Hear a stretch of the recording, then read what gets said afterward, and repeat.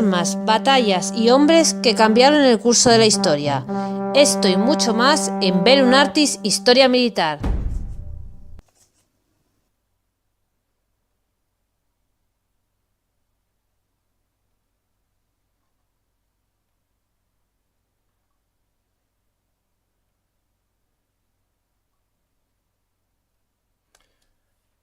Hola, soy Francisco Arcecampa y estas son las historias habladas de Bellum Artis Historia Militar, el lugar de encuentro para vosotros los apasionados de la historia militar.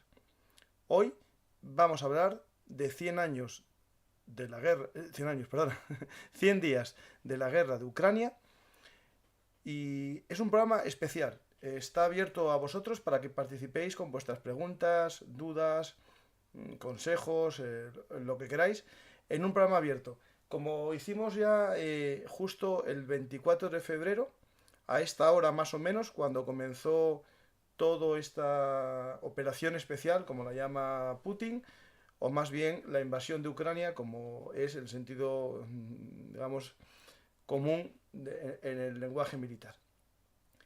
Pues vamos a hablar todos juntos, la comunidad de Bellum Artis, en la que existen personas de todos los lugares, de todos los países, de todos los pensamientos, y vamos a intentar, entre todos, ir aclarando dudas, hablando. Yo no soy un experto en la guerra de Ucrania, ya lo sabéis, pero llevo muchos programas con gente que sabe mucho y creo haber aprendido algunas cosas. Por lo tanto, la idea es que entre todos participemos, vayamos hablando. Y bueno, 100 años, tienes razón que me confundí. No pasa nada, son 100 días, lo sabemos todos, hombre. La guerra de 100 años no duró exactamente tampoco 100 años. Y los 100 años, no sé, pero va a durar mucho más que 100 días, eso ya os lo digo yo, porque no es un conflicto que se vaya a acabar en breve, viendo la intensidad de los combates que cada vez se está deteniendo. No hay grandes avances, avances de 1 kilómetro mejor en un día. Eso no lleva a una gran guerra, salvo que exista un elemento que no sepamos ahora mismo. Bueno, vamos a comenzar.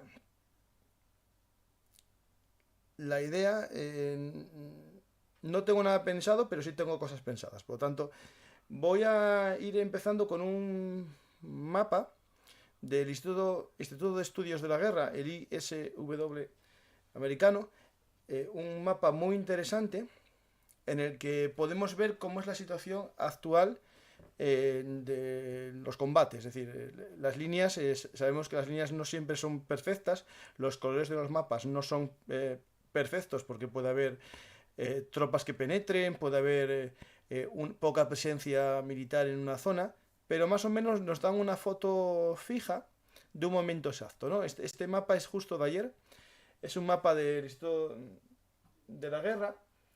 Alguien dirá que es estadounidense, pero me da igual, pero es lo más objetivo que hay. Es decir, si veis este y si veis los mapas rusas, no hay mucha diferencia. Es decir, yo tuve el mismo día los dos mapas y no hay casi diferencia entre lo que hace este instituto y lo que, por ejemplo, publican los grupos de Telegram rusos o ucranianos.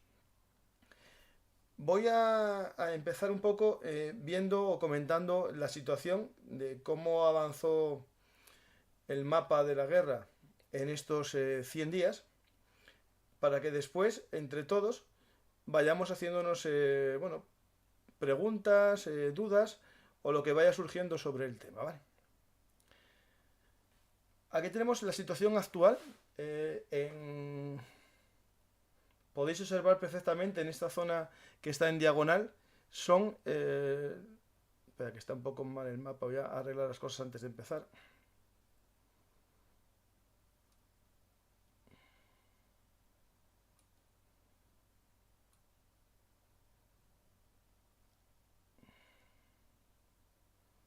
Bueno, aquí tenemos justo el mapa. En diagonal está en lo que era en manos rusas, por ejemplo, Crimea, y lo que sería el territorio de las repúblicas de Donetsk y Lugansk, que estaba en su control justo el día 24 de febrero. Y podemos apreciar los dos avances que hubo. El primero de todos, estamos en la zona de Melitopol, desde, digamos,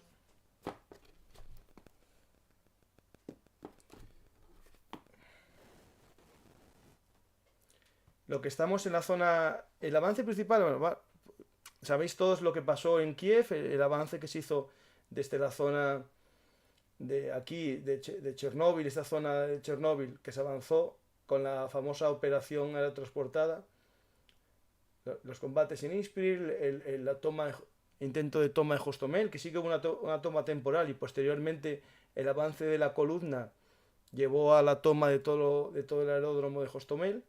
También hubo el de Chernigov, esta zona de por aquí hubo un avance también ruso, y por esta zona de Sumy, toda esta zona de Pripyat, para llegar a Kiev también hubo un ligero avance ruso en los primeros momentos, ¿vale? Sabemos todos que hubo una retirada rusa para centrarse en el Donbass, que es la zona que ahora estamos, digamos, fijando el foco de atención, ¿vale?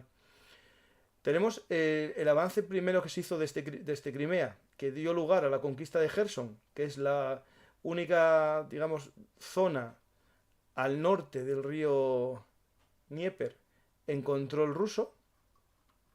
Es una cabeza de playa, ¿no?, que puede poner en peligro Odessa, por eso los rusos no tienen la intención de soltar Gerson, y los ucranianos están muy interesados, por lo menos en una toma de control de este territorio, por si acaso hay alguna negociación, al menos poder solicitar a lo mejor la cesión de este territorio a cambio del reconocimiento, a lo mejor, digamos, del Oblast de Donetsk y Lugansk en manos rusas. Es decir, a los ucranianos les interesa que esta zona esté bajo su control en un futuro proceso, digamos, de negociación.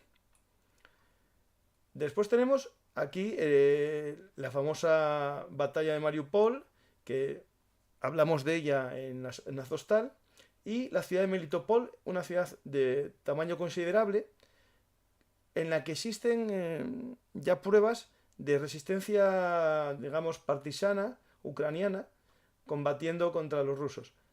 Hay que entender que este Melitopol, aunque es una zona que en el mapa electoral, que os lo voy a poner ahora, y hablamos de ella varias veces, este mapa electoral de las elecciones del 2014. Un segundo, ¿eh? Después miro el chat, ¿vale? Que ahora no estoy mirando el chat, ya lo miro justo cuando acabe de explicar lo que quiero decir.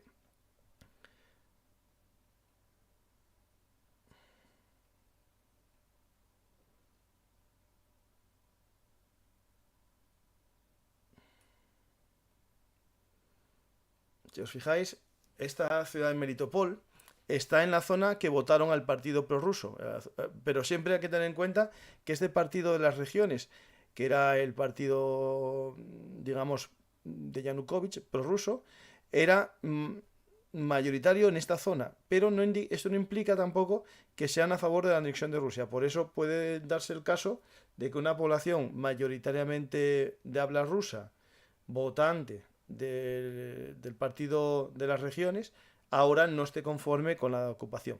También entran otras variables, la presencia de tropas ucranianas de otras provincias o lo que sea. Después tenemos Donetsk y Lugansk, en el que no hubo casi movimiento. Vamos a volver al mapa, porque desde el comienzo de la guerra, aunque nos pueda extrañar, no hubo mucho avance en esta zona, que sería la que en teoría tendría que producirse el mayor avance, porque, digamos, esta zona fronteriza que estáis viendo, esta zona que vemos aquí, esta zona de el Oblast de Donetsk y Lugansk, sería lo que Putin se comprometió a recuperar, la integridad territorial del Oblast de Donetsk y el Oblast de Lugansk previo al 2014. Y por ahora es donde no se produjo avances. Se produjo un avance en toda la zona de Melitopol, de Zaporizhia y también en Gerson, pero no en sí en la zona que él se comprometió a liberar. ¿Las razones? Pues puede haber dos. Primero, intentar debilitar las posiciones ucranianas en esta zona, que son las más fuertes, porque hay que recordar que desde el 2014 en esta zona existen combates y existen campos minados, existen zonas de trincheras. Por lo tanto, esta zona de la frontera de Donetsk y Lugansk de la República con el resto del Oblast está muy protegido. Por lo tanto, es lógico también una base envolvente, que es lo que están intentando hacer a día de hoy en esta zona que vamos a hacer el zoom.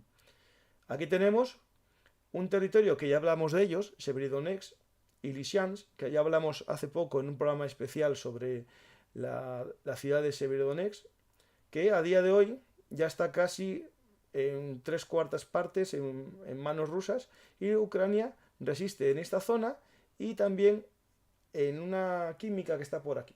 Vale. ¿Por qué nos fijamos en esta zona? Aquí nos fijamos en el desastre del cruce del río del Severodonetsk, que es por aquí justo. Hablamos ya en un programa hace poco, en un especial, de cómo se cruza un río según el manual táctico soviético y ruso, y vimos la errónea aplicación de este en el cruce del río. Y hablamos de Popasna. Esta ciudad de Popasna es una de las dos pinzas que iba a cerrar la bolsa de Lysychansk. Esta zona de aquí va a ser cerrada desde el norte en el cruce del río y desde el sur en el avance de Popasna. Los rusos controlaron esta zona, el brazo de Popasna está controlado, y poco a poco va a ir avanzando, en teoría, hacia Siversk y cerrar. Hay ya noticias de algún avance en la zona norte, en esta zona por aquí de Dobrivnach se intentó también. Y esto se une un poco también a esta zona Izium, que hay un avance también ruso para ir cerrando esta zona. El problema de esta zona para los rusos y mejor para los ucranianos es la zona boscosa que podéis apreciar. Son zonas muy boscosas, muy proclives a la defensa. Nos queda Gerson, que es una zona, Kharkov, perdonad. Nos queda Kharkov, en el que sí que existe una recuperación de territorio por parte ucraniana, llevando casi hasta la frontera rusa. Aquí podéis ver la frontera rusa, como ya está en manos, digamos, la frontera de Ucrania. Al igual que el resto de la frontera. Esto es un tema interesante porque en ningún momento se produce un intento inteligentemente por parte de Ucrania de atacar el territorio ruso. Eso implicaría, en primer lugar, que para Rusia se activaría el estado de guerra, que no está activado. Se aplicaría también la defensa nacional y la posibilidad de una defensa estratégica por peligro del territorio ruso. Y eso podría llevar consigo la activación de armas tácticas nucleares, como ya hablamos en algún programa. Y bueno, nada más, tenemos por aquí, esta es la situación actual. Hay, según el presidente ucraniano, se habla de que el 20% de Ucrania está en control de Rusia. Aquí hay que jugar con cifras también, es decir, ya parte estaba en control previamente. Crimea estaba en control y Donetsk y Lugansk, las repúblicas populares, también. Sí que es cierto que Ucrania perdió una gran parte de su territorio, como podéis apreciar. Ahora, después de esta explicación, podemos empezar un poco el chat, ¿vale? Voy a poner el chat en pantalla. Y vamos viendo las posibilidades de preguntas, ¿vale? El que quiera hacer preguntas, por favor, que ponga @ y @verunartis y ya os sale un poco destacado, ¿vale? Bueno, Francisco, gran trabajo. Muchas gracias por apoyar el esfuerzo que estoy haciendo por contar la historia y contar también la actualidad. Estupendo, tengo una bonita noticia ferroviaria. En Ucrania algo de un túnel y de una bonita explosión. Y de armamento. Bueno, lo que tiene que hacer Rusia es impedir que se arme Ucrania, eso es lógico. O sea, lo lógico sería dejar eso, armarse. Otra cosa es la capacidad para hacerlo. Habrá que ver qué se determina antes, si los misiles a Occidente o los tanques a Rusia. Bueno, ahí es un tema muy interesante lo que acabas de preguntar. Esta guerra, como toda guerra, es una guerra industrial. Hay que poner en funcionamiento la industria de guerra. Ni Rusia está en estado de guerra con la industria en plena capacidad, también por un problema de los componentes. Esto es algo que puede afectar a todas las naciones. Cuando tú haces tecnología punta, los componentes no son componentes normalmente de un solo país. Dependes de los semiconductores, los elementos, materias primas que se fabrican en China, los chips que se fabrican en Taiwán, las placas bases o sistemas, por ejemplo, electrónicos que tiene el Orlan, el Orlan, que es un dron ruso, es americano, de esos de doble uso, que se puede usar para otras cosas.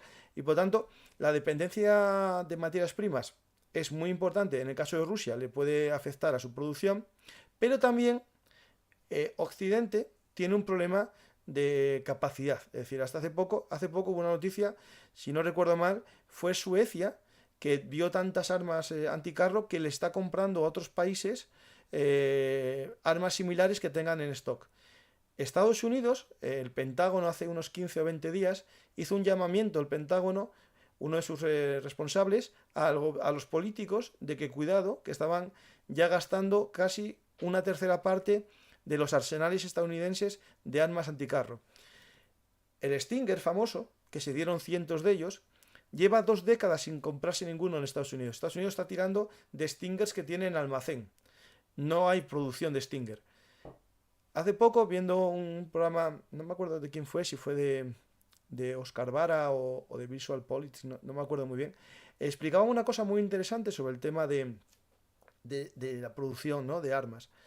El problema que se tiene es que la industria tiene una capacidad ajustada al pedido habitual. Es decir, si España, Instalaza, ¿no?, tiene unos pedidos habituales de 300 C90, tiene una línea de producción para esos 300 C90.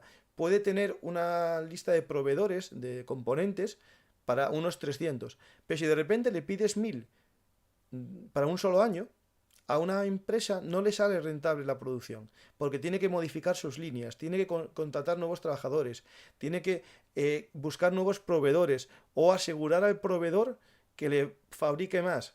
Y eso, para un solo pedido, nadie se moja. Y eso lleva a una ralentización de la fabricación. Por mucho que tú quieras, la fábrica que hace, por ejemplo, los Javelin no puede fabricar más porque su producción está diseñada para X piezas. Si implicas más, tienes que asegurarle que la inversión que va a hacer en nueva maquinaria la va a amortizar en 3 o 4 años de pedidos, no en un pedido de ahora que se me ocurre invertir en armas. Es decir, algo que pasa en todo el sistema de fabricación occidental es ese tema, el tamaño que tenga la línea de producción. Y la línea de producción se asegura con pedidos a largo plazo.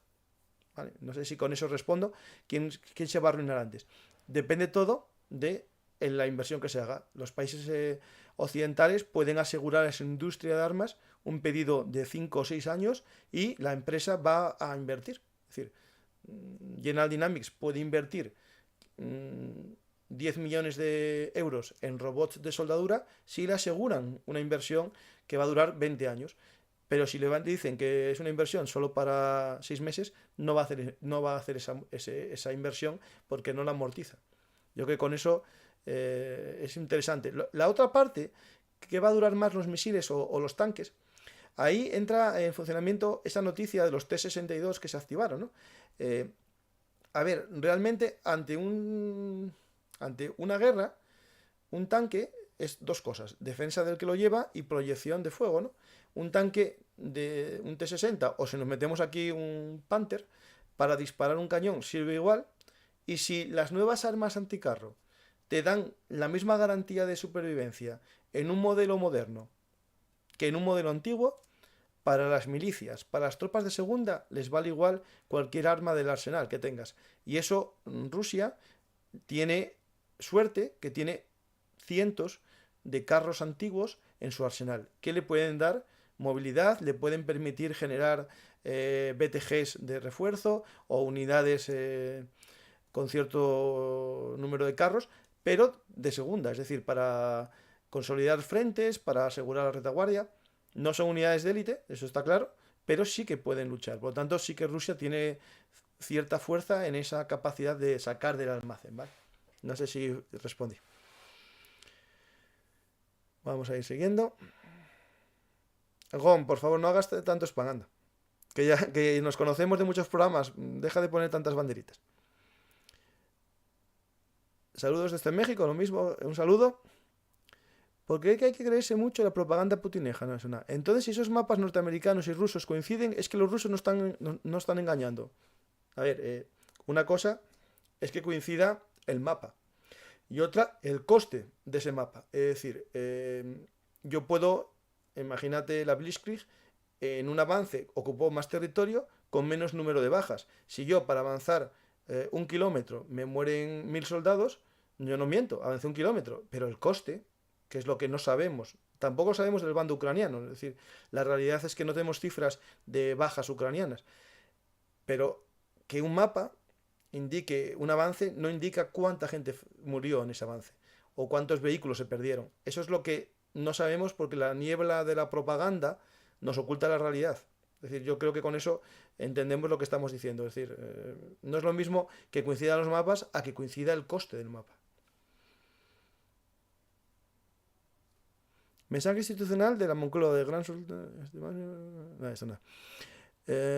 Sin toma de Kiev o sustitución del gobierno actual por uno prorruso, es decir, la vuelta a Ucrania pre-golpe de Estado, pro-anglo-protestante de Maidán, nada de todo esto tiene sentido. A ver, esto es muy complejo, esta guerra ya, yo creo que hice 2 programas sobre el contexto geopolítico de Ucrania, el de camino a la guerra y el de 3 décadas, ¿no? Desde la caída, digamos, del muro de Berlín hasta la actualidad.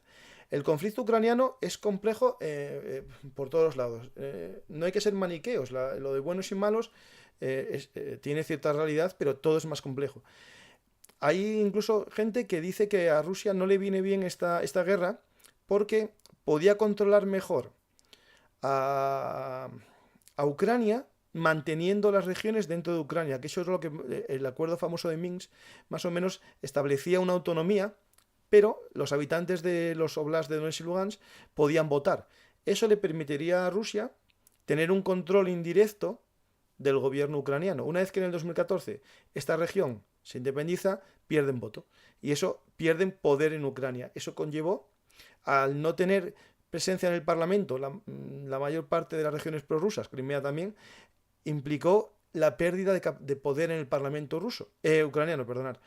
Y esto llevó a que ya Rusia no apostase por la persistencia de estos oblasts digamos, en la República Ucraniana y llevase consigo la independencia y lo demás que estuvimos hablando, los famosos proyectos de la Novorossiya, que hicimos un programa explicando un poquitín, que era esta idea de unificar todas las regiones de lengua rusa de Ucrania, ¿vale? Es decir, sí, es muy complejo, no se puede decir que esté en la situación mejor ni peor, está muy distinta. Bueno, sigo. Me voy a tener que ver el vídeo en diferido. ¿La marina ucraniana dejó de existir o les queda algo? A ver, la marina ucraniana nunca fue muy potente, eran poco más que lanchas, ¿no? O sea, patrulleras y una fragata o 2. No tiene mucho porque ya los primeros días se la hundieron, ¿vale?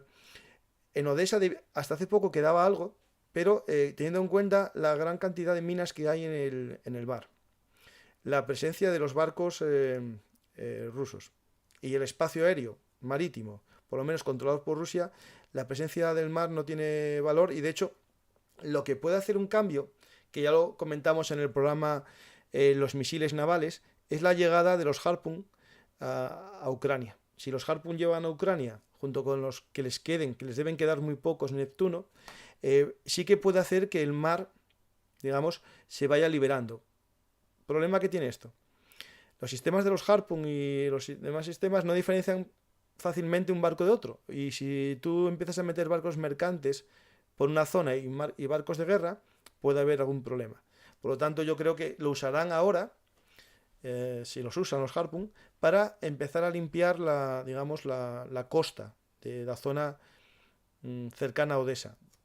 Pero no podemos olvidar la existencia de la famosa isla de las serpientes, este puntito que tenéis aquí, Vile, ¿lo veis? Esta isla, que aunque fue bombardeada, fue machacada por las tropas ucranianas, sigue en manos rusas.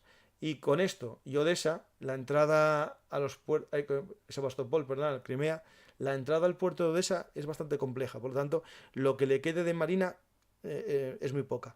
Tener en cuenta también que, por ejemplo, Mariupol era uno de los mayores puertos militares de Ucrania, sede de su infantería de marina, y por lo tanto, la verdad que su marina no tiene mucha fuerza, ¿vale?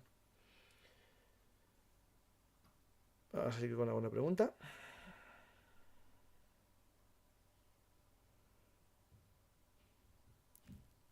¿Aprecias algún punto en que esta guerra beneficia a Europa? Bueno, a ver, a Europa lo que pudo, digamos, beneficiar como punto, es que se unió más en materia de defensa. Salvo la excepción húngara, porque tiene unas explicaciones más complejas que el bueno o el malo, sí que se produjo una unificación de la Unión Europea en cuanto a la relación en defensa de Ucrania. ¿Compensa esto lo que va a implicar? Bueno, hay un aumento de los gastos de defensa porque la sociedad europea vivió un poco alejada de todo lo que tenía que ver con la defensa y con esto parece ser que se va a invertir más, por lo menos a corto plazo, y eso no sirve en defensa hay que pensar siempre a largo plazo, y eso serían las ventajas. Inconvenientes, el aumento de las materias primas, la inflación, y en el caso sobre todo de los países centrales, vamos a ver un poco el mapa para que lo veamos.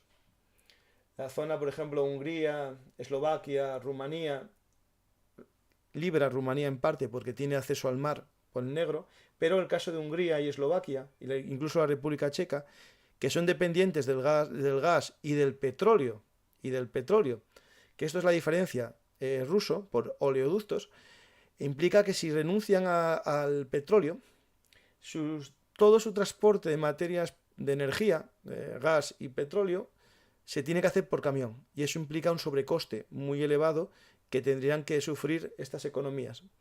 Por eso Orbán, en parte, está en contra de todos los cortes. También, en el elemento húngaro, hay que destacar la complicación que tiene Hungría. Si nos vamos aquí a Hungría, voy a meter el zoom, lo veis en el mapa. Esta zona que tenemos aquí, justo este oblast, ¿lo veis? Esta provincia ucraniana, esta que está aquí, con el Rajón. Esa zona es una zona antiguamente de Hungría, con población húngara, que habla húngaro, y Hungría ya le quiso conceder la doble nacionalidad húngaro-ucraniana, y hubo una negativa ucraniana a esa concesión, y llevó consigo una problemática, digamos, potente, ya muy previo a la guerra, entre Hungría y Ucrania, por, digamos, la discriminación a los nacionales húngaros en Ucrania. ¿Vale? Voy a ver más preguntas, ¿verdad?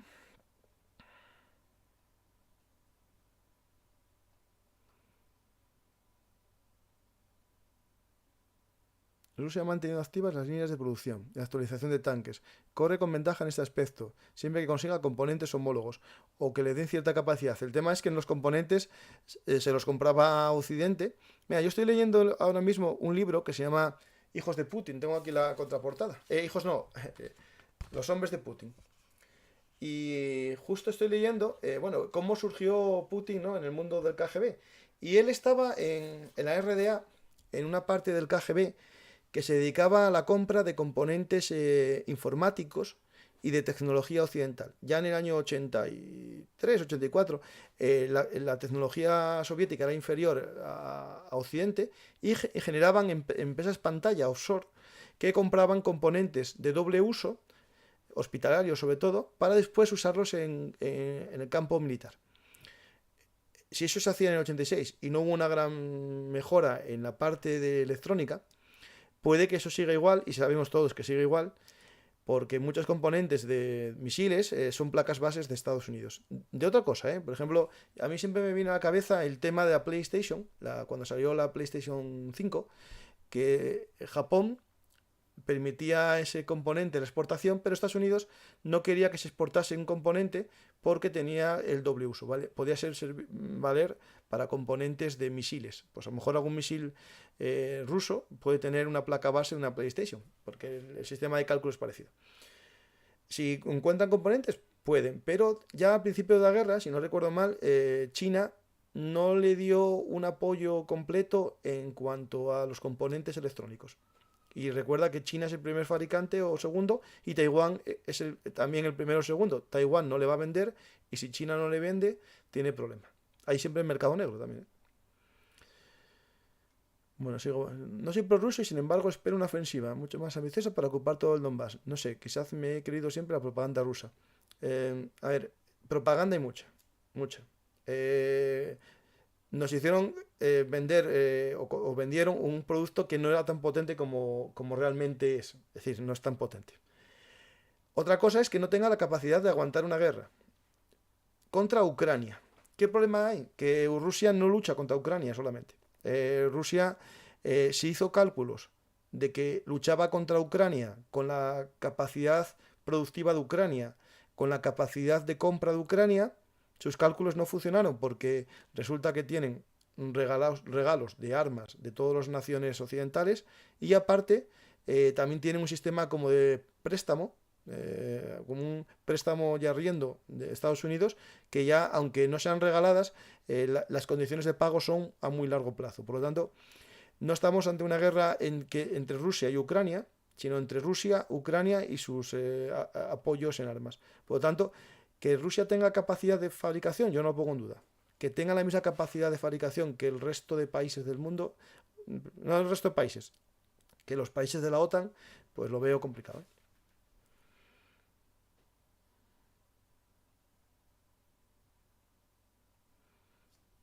Vamos a ver, las bajas rusas son evidentes, altas e inesperadas, pero es absurdo pensar que las ucranianas no son. No, no, no, las ucranianas pueden ser aún mayores.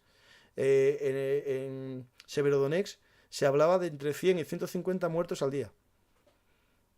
Es decir, las cifras, lo que pasa es que Ucrania muy inteligentemente no las da. Y da las de Rusia. Y Rusia muy inteligentemente no da las suyas y tampoco da las de Ucrania. Eso es lo que me extraña a mí. Es decir, después de la Segunda Guerra Mundial, los USA tenían el 52% de la economía mundial y hoy en día son solo el 19%. China ya es el 17%. No, no, eso es cierto. Es decir, el futuro, la lucha entre la primera potencia y la segunda por la hegemonía ya está ahí. Vivimos en un escenario en el que la unipolaridad, ¿no? La hegemonía estadounidense se acabó, se va a ir a la multipolaridad o a la bipolaridad. ¿Qué sucede? Que sin negarlo, hay que también ir siempre a las cifras relativas, no nominales. Es decir, no es lo mismo que Estados Unidos tenga el 19% de la economía mundial con 300 millones a que China tenga el 17% de la economía mundial con casi 1.400 millones o 1.500. ¿Vale? Es decir, hay que entender también el reparto de la riqueza. Es decir, en Estados Unidos su población tiene un PIB nominal mucho más alto e incluso un PIB real. Porque hay gente que juega con los PIB como diciendo que un país pobre tiene más PIB porque consumen menos. Sí, sí, consumen menos, pero cuando compran productos de exportación, como es la tecnología militar, compiten con países con un PIB mayor. ¿Vale? Es decir, eso es importante también saber eso, jugar con esos datos. ¿Vale? Sigo. Hola, ¿crees que el retorno de ataúdes a Rusia de reservistas y conscriptos puede desestabilizar el régimen de Putin? Sin duda alguna, por eso también está ralentizando la llegada. Hace poco publiqué en Twitter, a ver si lo encuentro, a ver si encuentro el mapa.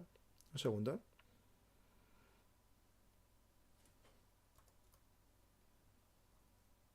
Estoy buscándolo, ¿eh? Un mapa con el tema de dónde son las bajas de Rusia, ¿no? Es decir, de dónde vienen los muertos en Rusia. Y la mayor parte de ellos son... Aquí está.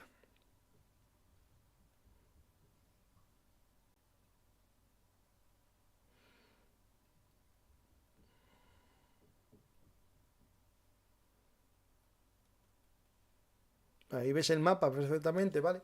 Y los colores más oscuros, así que son negros, rojos, son las zonas con más muertos. Es decir, porcentualmente el número de bajas del ejército ruso proceden casi todo de territorios del Cáucaso, ¿vale? Y del Asia, de la zona de Mongolia, norte de Mongolia, ¿vale? Es decir, eso implica dos cosas.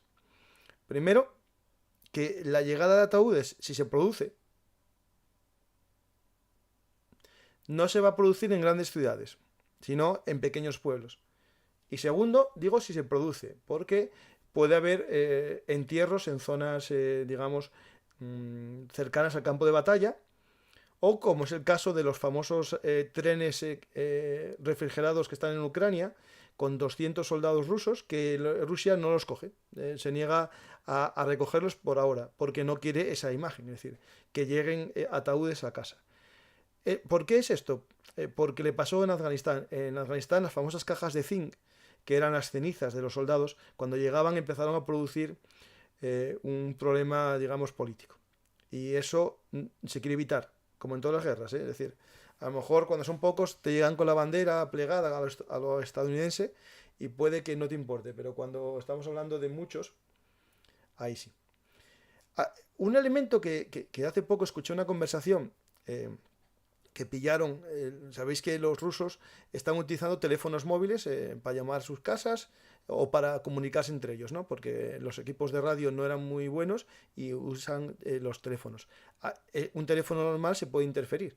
Y hay una llamada que se hizo famosa, que la publiqué en Twitter, que es de un soldado ruso que comenta a su mujer el hecho de que en su unidad se rebelaron contra un general que vino a obligarles a avanzar cuando de los 800 hombres del BTG solo estaban en condiciones de combate 200 y se negaban porque habían pasado 30 días del contrato. Es decir, el contrato, sabéis que hacen contratos de 2 años o 3, depende la modalidad.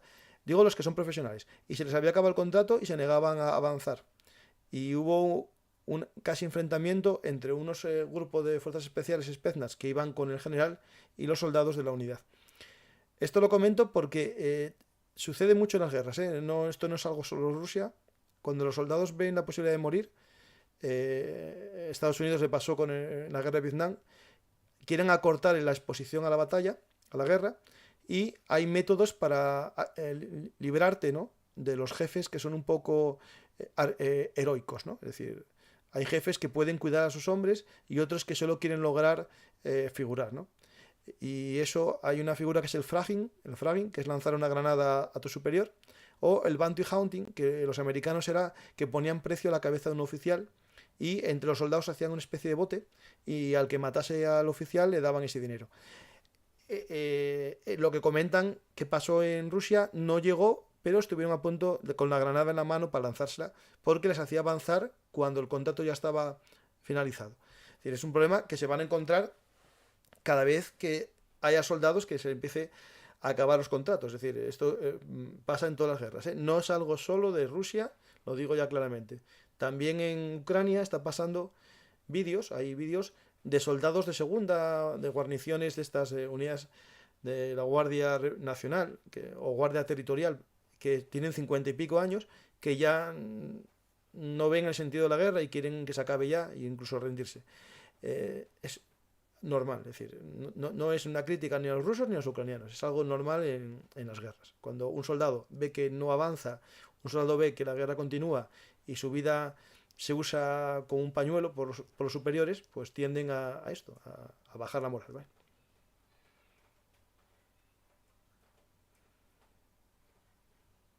A ver, si alguien pone arrobas y eso, mejor, ¿eh? Si pone arroba Belungartis lo veo medio. ¿A Ucrania no le quedan T-55 o tanques más antiguos de la era soviética? No, lo sé, los T-55 le quedarán en los arsenales, sí, seguro.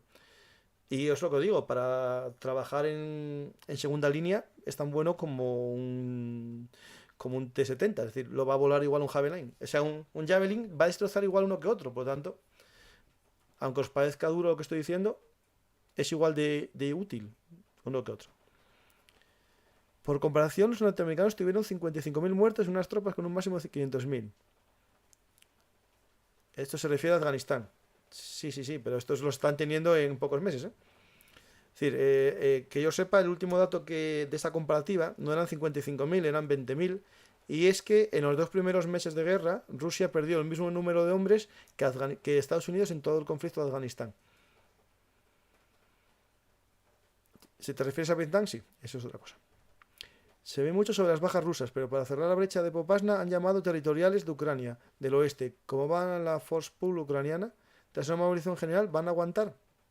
A ver, un dato importante es lo que acabas de comentar. Ucrania está con la movilización de todos sus hombres desde el primer día de guerra. Eso implica que sus recursos humanos están ya estirados, a tope. Rusia tiene un potencial humano mucho más alto, pero tiene que activarlo. La semana pasada activó parcialmente. ¿Esto qué implica? Que reservistas pueden ser llamados para que se presenten voluntariamente. Cuando haya una movilización completa de toda la población reservista, se habla, no sé yo, de 70 BTGs más. Pero serán 70 BTGs armados con carros antiguos y vehículos antiguos. Pero tienen función, sí. Saludos, den like, señores, que de momento es gratis. Efectivamente, dar like ahí todos. Soldado. Vale. Soldado cobarde vale para 2 guerras, ¿cierto? Sí, sí, sí. O para la misma guerra. Ahí tenéis que pensar una cosa. Si un soldado se retira, puede combatir en la siguiente batalla. Si muere, ya no combate más. Yo si fuera Ucrania le daba el Donbass y Crimea a Rusia. En la práctica lo tienen. Y luego entra en la OTAN. Vale, eso, escucha, Laertes. Eso se podía haber hecho antes de la guerra. Para llegar a esa conclusión, Rusia no se hubiese puesto a perder todos los soldados que tiene. Es decir, ahora mismo, aunque parezca raro, Rusia no puede pedir solo eso. Si solo pide eso, ¿para qué arriesgó tantos soldados? Y perdió tantos millones. Bueno, perdió, eso lo hablamos después si quieres. Rusia, eso es lo que pedía al comienzo de la guerra. Y no se le concedió. Y es verdad que Biden hizo una cosa que era decirle a Putin que si solo atacaba a Donetsk y Lugansk, ese territorio, no lo vería del todo mal. El tema es que Putin se vino arriba y atacó toda Ucrania. Ahora, ¿qué pasa? ¿Le va a valer? No. Siendo Putin y Rusia perdiendo lo que perdieron de hombres, de prestigio, van a querer el corredor de Mariupol. Es decir, esa franja de territorio del mar de Azov, y convertirlo en un lago ruso, lo van a querer. Eso lo van a pedir. Otra cosa es Gerson. A lo mejor Gerson lo pueden usar de elemento de intercambio, porque está al norte del río, es una difícil de consolidar, puede. Pero también os digo una cosa, hay noticias de ayer y antes de ayer, que la Duma rusa, hay un partido, que no me acuerdo el nombre, que es un partido de la oposición, no es un partido, no es el partido de Putin, que pide que Gerson, Donetsk y Lugansk sean parte de Rusia y se anexionen a Rusia tras una especie de referéndum. Por lo tanto, si hacen eso, ya se complica mucho más la situación. De la prehistoria sabemos mucho, de la Edad Media también, de la contemporánea mucho menos, de la actual no sabemos nada, eso es cierto, porque la niebla de la guerra y la niebla de la propaganda nos oculta todo. Ahí estoy contigo. La clave no son los tanques, es el combustible que mueve los tanques y los rusos están dejando sin gasolina y petróleo a toda Ucrania. Ahí estoy contigo al 92%. Ucrania dependía del diésel sobre todo ucraniano, ruso al 90% de su economía. A día de hoy, Ucrania tiene una carestía de diésel e incluso los tractores tienen limitado el uso del diésel porque está restringido a los tanques y camiones militares. Eso es interesante, esa parte que estás comentando del combustible. Estoy contigo que es un tema muy interesante. Si fueras Ucrania, ¿qué es? ¿Qué gente? ¿Los de Galicia? ¿Los que están cerca de Transnistria? ¿Los de Kiev? ¿Los de Donbass? ¿El gobierno? No, estoy contigo. Ramzan, Kaidrov, estoy contigo 100%. Nunca dije, llevo desde enero hablando del conflicto de Ucrania, hablamos de que iba a empezar el día 23 de febrero, lo dijimos ya en enero, que iba a empezar el día 23, nos confundimos, fue el 24. Ucrania no es una Ucrania, no es el gobierno de Kiev, ese es el tema que hay, si no estaríamos en este conflicto, con grandes elementos civiles. No es lo mismo un habitante de Galicia, que bueno, ya de Galicia ya están casi todos en Polonia, pero no es lo mismo ni el húngaro de la frontera con Hungría con los que están en Donetsk. Tienes toda la razón del mundo. Ten en cuenta que de Gerson se va a la República de Dniestrovia. Será Transnistria, ¿no? Sí, será Transnistria, ¿no? Sí. No sé, esa Dniestrovia no sé cuál es. Será Transnistria, ¿no? Hola, pregunta. ¿Termina la guerra para sacarle todas las sanciones a Rusia? ¿Qué tendría que hacer? A ver, las sanciones se van a ir cayendo por el peso. Es decir, yo no creo que haya ninguna guerra, ¿vale? A lo largo de la historia, que las sanciones permanecen. Todas se van quitando, sobre todo si el sancionado es vital para tu economía.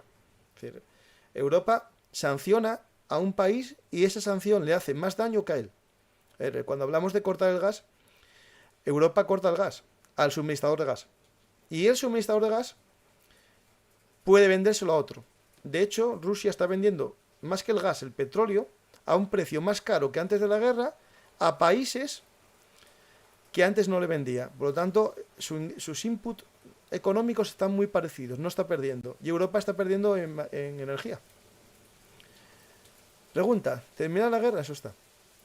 Pueden precisar, señores, todo este mundo es tan relativo que lleva a rápida confusión. No, es que el problema es eso, es que todo es relativo. Es que no sé cómo explicar lo que no sea así. Es que el mundo, por desgracia, es relativo. Espera, voy a buscar una cosa, Espera.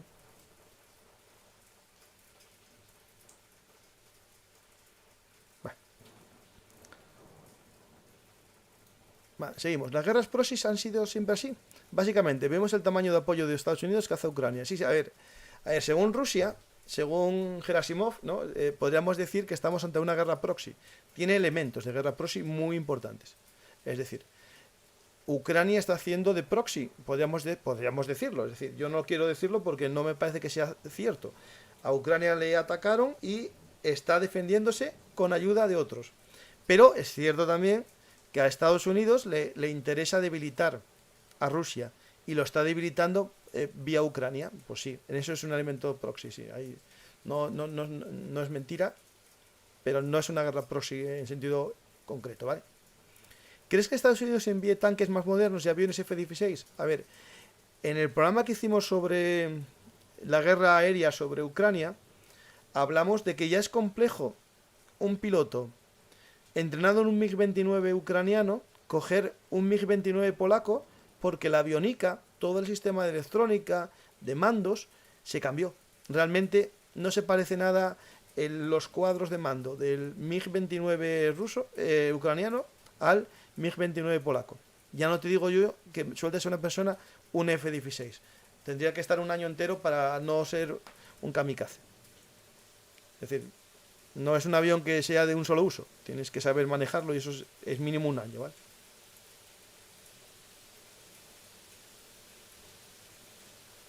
Espera, Es que para hablar y no decir nada o solo ambigüedades es mejor permanecer callado. No sé si eso va por mí, No sé. Belun Artis, ¿a quién crees que beneficia que se largue la guerra más? ¿A Ucrania con su ayuda a Occidente o Rusia con su movilización parcial camuflada? A ver. El problema de que se alargue la guerra es que nos va a llevar a un estancamiento parecido al 2014. Y eso podría llevar a que estemos hablando de la guerra de Ucrania en el 2028. A Ucrania le beneficiará siempre que los países aliados le sigan apoyando. Y ahí entramos en el peligro de salir fuera de los telediarios. Es decir, cualquier noticia que salga del telediario deja de ser interesante para los políticos. Y por lo tanto, podría darse el caso que en el 2025 se siga luchando en el Donbass y Ucrania deje de tener armas a bajo coste porque ya no le interesa a nadie. Un segundo, voy a cerrar la ventana que aquí está diluviando en Asturias.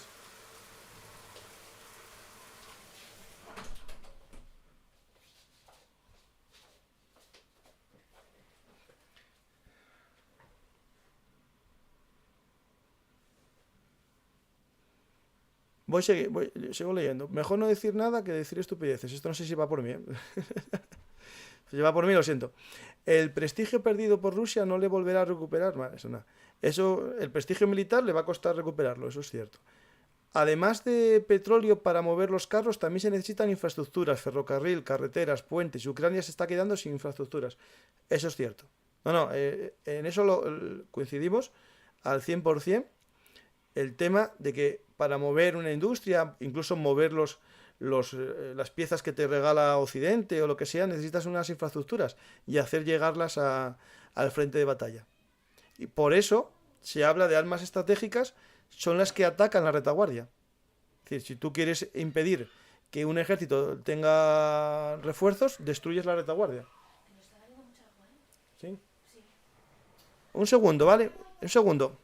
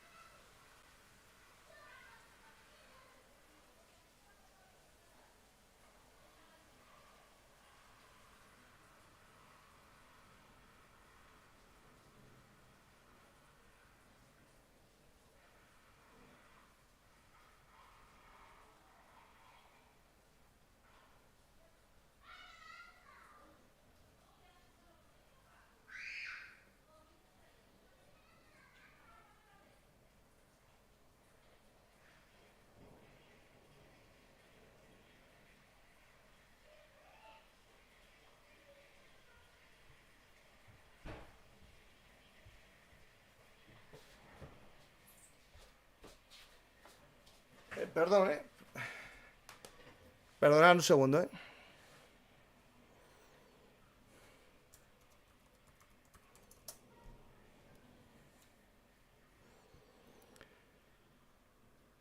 Bueno, es que la lluvia que está cayendo en Oviedo, pues me está entrando agua en una parte de la casa, está ahí la familia quitando una gotera que hay. Pues os tendré que dejar en breve, ¿vale? Jaja, no pago, contestaba siempre a otro comentario del chat, vale, gracias. Gracias, Ransom. Ucrania tiene 600.000... bueno. ¿Crees que Occidente, después de la guerra, equipa a Ucrania con equipo muy moderno para disuadir a Rusia de otro ataque en el futuro? A ver, eso fue parte, desde el 2014, es cierto que la OTAN hizo apoyo militar a Ucrania, le estuvo haciendo entrenamiento. De hecho, era para eso, para generar cierta fuerza para evitar un ataque. También hay documentación y escritos que hablan que Rusia atacó este año porque su objetivo era desmilitarizar a Ucrania, sabía que se estaba reforzando, que estaba mejorando sus defensas, y atacarle ahora que estaba todavía incompleto ese proceso de modernización. ¿Qué pasa? Si se estanca el frente y a Ucrania le siguen dotando de medios, puede que a la larga el que más beneficiado esté sea Ucrania, aunque demográficamente es menor su capacidad de refuerzo, sí su capacidad de mejora tecnológica.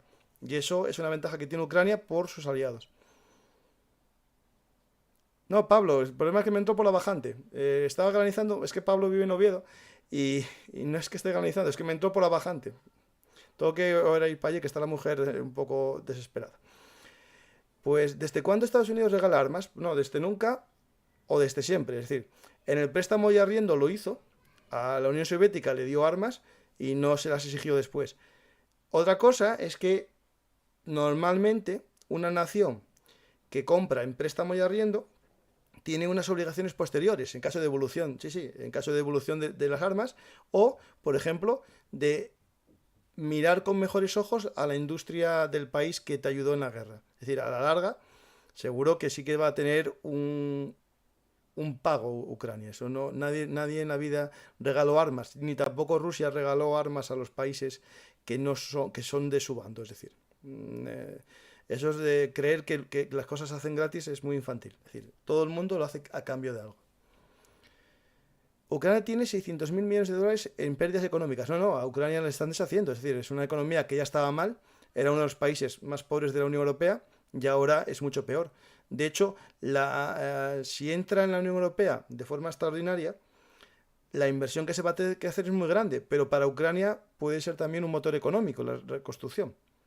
El tema es qué va a pasar en los territorios que queden en manos rusas con esa reconstrucción. Eso hay que verlo también, la capacidad de reconstrucción de una zona o de otra. Es decir, si imaginar que se acaba la guerra y quedan como está los territorios, pues seguro que la zona que está en el bando, digamos, de la Ucrania de Kiev, tendría ayudas europeas bastante potentes y a lo mejor la otra tendría ayudas rusas. Hay que ver la capacidad que tenga Rusia de meter dinero para levantar Mariupol, por ejemplo. No, Alonso, lo que llovió hoy fue más de lo normal, esto es mucho lo que llovió. En Asturias suele orvallar, no caer lo que está cayendo hoy. Pues destruyen el puente de Gerson, tendrían un embolsamiento de cerca de 10.000 soldados rusos. Sí, eso, Robert, estoy contigo, que la destrucción del puente de Gerson, lo voy a poner aquí a la gente para que vea de qué estamos hablando, si alguien no lo conoce. Gerson es este territorio que está aquí, al norte del río Dnieper, la desembocadura. Es un territorio que está controlado por los rusos y, bueno, hay un avance ucraniano. Imaginad que destruyen el puente es exactamente este puente que tenemos aquí. ¿Qué lo tomaron? Porque los ucranianos no lo volaron en su momento.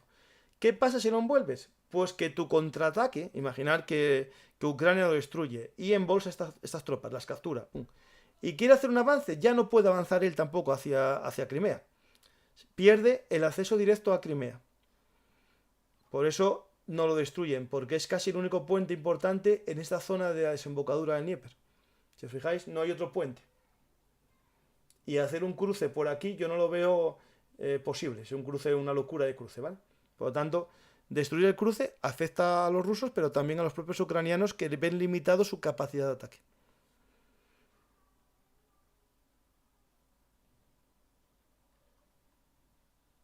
Si los ucranianos se destruyen el puente, eso está. Las armas que mandó la URSS a España, la República, hubo que pagarlas por adelantado en oro. Eso es cierto, sí, sí. La Unión Soviética lo cobró en oro, sí, sí. Pero Estados Unidos lo cobra en ayudas internacionales. Es decir, al final, por ejemplo, cuando hizo el Plan Marshall, la obligación era que el trigo que se comprase se transportase en barcos americanos. Al final potenció la marina mercante estadounidense.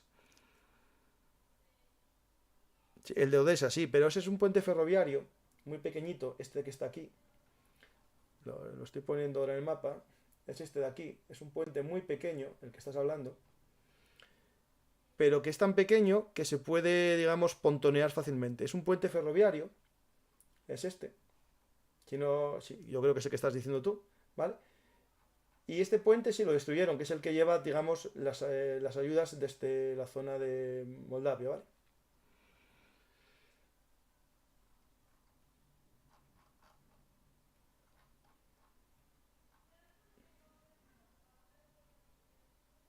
Vale.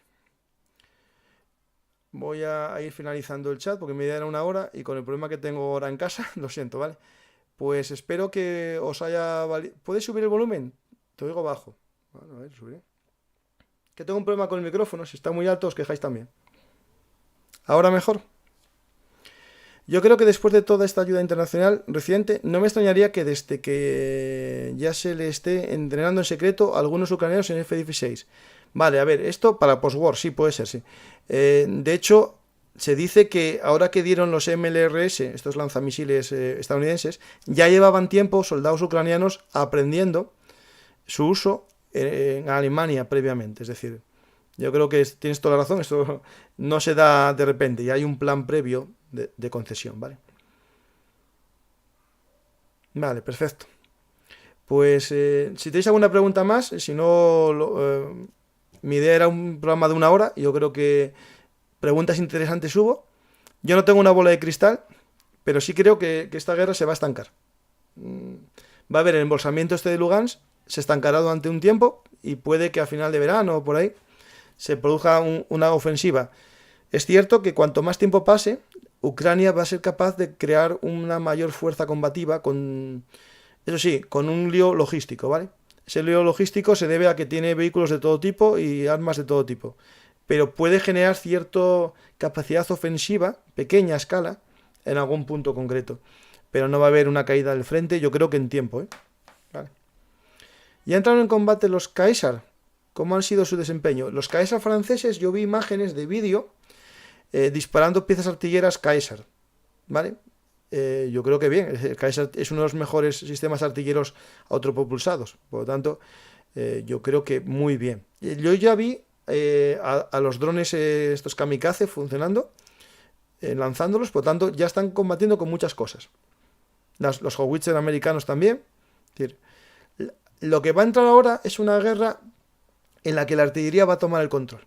De hecho, en las primeras fases del combate fue esas columnas blindadas rusas avanzando en solitario, y ahora, al parecer, según todos los expertos, hay fuego artillero y una vez machacada la posición ya entraría la infantería. ¿Vale?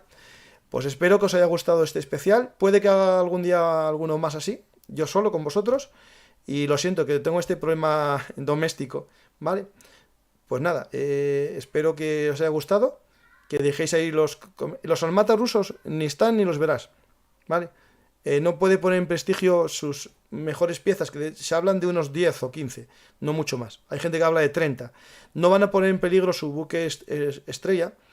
De hecho, los famosos Terminator, que hay unos 10, 9 me parece, ya hay imágenes de que uno está destruido, por lo tanto, ya le quedan 8. No puede poner en peligro, digamos, lo que le queda de prestigio armamentístico. Muchas gracias a todos y hasta la próxima historia hablada. Siempre os recuerdo que si os ha gustado este pequeño directo, le deis a me gusta, ¿vale? Ese dedito para arriba, lo compartáis en vuestras redes sociales, y también recordaros que si os gusta mucho Velum Artis, nos podéis apoyar aquí en YouTube, por ejemplo, con las insignias. Acaba de subirlo Jack Samuel, su logo con Alejandro Magno con gafas de sol, que es algo que tienen los que son miembros del club de fans de Velum Artis. También ganáis una insignia que os distingue en los chats, Voy a ver si hay alguien que haga una última pregunta. Vale, perfecto, no. ¿Ya ha entrado en combate? No, eso está, Joan. Joel, muchas gracias también por el apoyo que haces a Bellum Artis.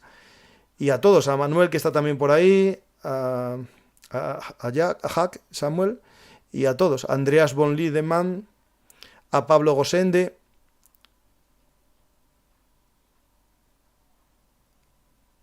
a Gloria, que no está, a todos los que sois los fans, digamos, que apoyáis día a día al canal con una aportación de €1 al mes, que me ayuda a seguir contando historias. También a los que estáis en Patreon. Muchas gracias a todos, también a los que dejasteis de apoyarme.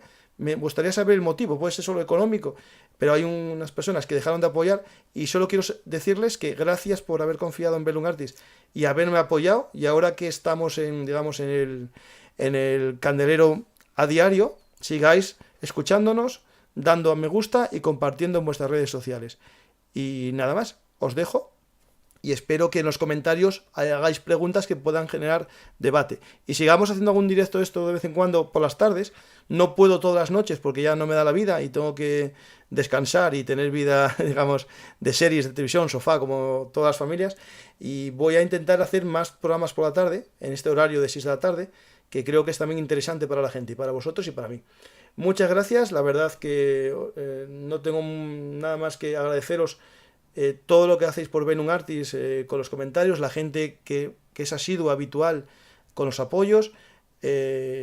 Gracias, la verdad. Si queréis también apoyarnos, hay unas camisetas que están a la venta aquí en YouTube, que se ven abajo, que podéis vestir orgullosos en verano, los colores de Bellum Artis, el logo, y nada más. Ya no os mareo más, y hasta la próxima historia hablada.